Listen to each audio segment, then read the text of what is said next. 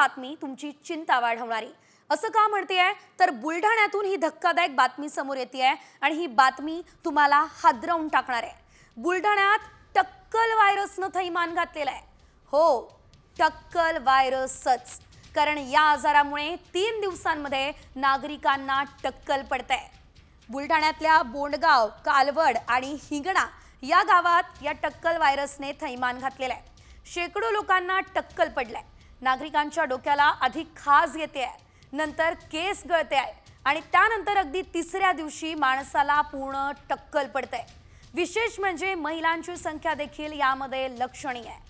Shampoo वापरला त्यामुळे लोकांना टक्कल पडतोय असा दावा काही डॉक्टर्स करतायत। मात्र ज्यांनी शॅम्पू वापरलाच नाहीये त्या लोकांचेही केस उडतायत आणि त्यामुळे एकच खळबळ आता उडालेली आहे।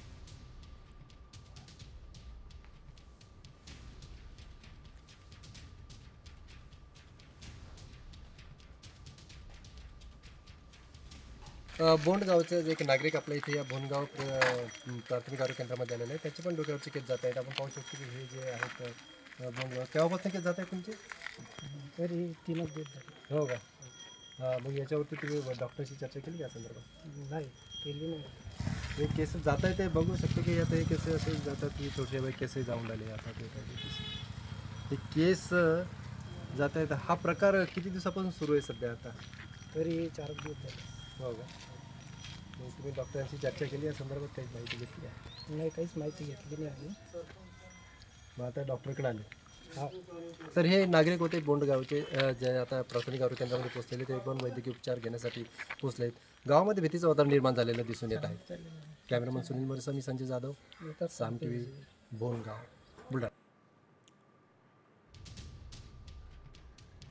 तर या संदर्भात अधिकची अपडेट आपण घेऊयात ग्राफिक्सच्या माध्यमातून।